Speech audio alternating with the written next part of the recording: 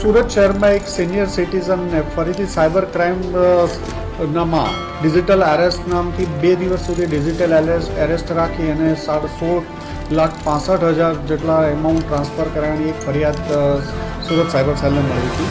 આ અનુસંધાને Surat cyber ક્રાઇમની team દ્વારા ભાવનગરથી 3 વ્યક્તિઓની ધરપકડ કરવામાં આવી છે, જેમાં રાજુ ભરતભાઈ ઉર્ફે રાજુ ભીખાભાઈ પરમાર, કિશન કુમાર દિગંબર સન ઓફ દિગંબરભાઈ પટેલ અને પરમવીરસિંહ ઉર્ફે આસુ સપ્તામસિંહ તાક, આ 3 લોકોની ધરપકડ કરવામાં આવી છે.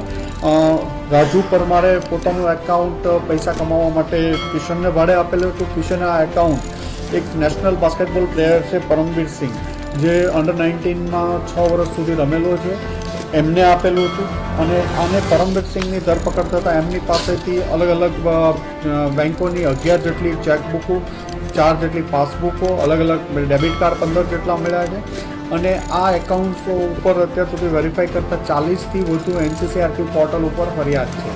આમ જે એક સિનિયર સિટીઝનને તમારા એકાઉન્ટમાં 2.5 કરોડ જેટલો ફ્રોડ થયો છે, મની લોન્ડરિંગનો કેસ થશે એવી ધમકી આપી 2-2.5 દિવસ સુધી આ લોકોને સિનિયર સિટીઝનને ડિજિટલ એરેસ્ટ કરવાનું નામે એમની પાસેથી 16.5 લાખ રૂપિયાનો ફ્રોડ થયો હતો.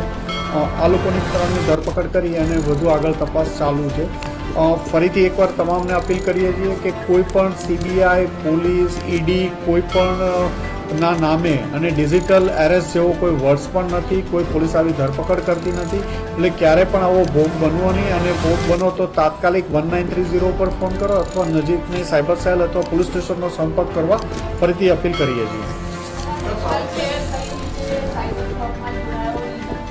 આ 2 સ્ટાન્ડર્ડથી બાસ્કેટબોલ રમતો હતો અને 2019 સુધી અંડર 19માં નેશનલ પ્લેયર તરીકે રમેલો હતો. એની જે ઇનિશિયલ કેરિયર હતી બાસ્કેટબોલ પ્લેયર તરીકે, નેશનલ કેમ્પમાં, ઇન્ટરનેશનલ કેમ્પમાં પણ 2 વાર સિલેક્ટ થયો હતો, પણ પછી ફાઇનલ રમેલો ન હતો. એ 10th સુધી ભણી અને ભણવાનું છોડી દીધું હતું, કોઈ કામ ધંધો કરતો નહોતો, બેકાર હતો અને આ સાયબર ક્રાઇમ ફ્રોડ કરવામાં લાગી ગયો હતો છેલ્લા 4 માસથી. એના ફાધર લોયર છે, પણ ફાધર મધર અલગ રહે છે અને વર્ષોથી ભાવનગર જ રહે છે એના મધર સાથે. પરમવીરસિંહ આ જે એકાઉન્ટ્સો જે રાજુ અને કિશન પાસેથી મેળવી અને એમાં સાયબર ક્રાઇમમાં આગળ એક જે વોન્ટેડ આરોપી છે એને સાથે મળી એમાં પૈસા ટ્રાન્સફર કરી વિડ્રો કરતા હતા. ના, ડિજિટલ એરેસ્ટ કરવામાં ડાયરેક્ટ એમનો રોલ એ રીતે નથી, પણ જે મની વિડ્રોમાં અને એ ચેઇનમાં એ લોકો સામેલ છે.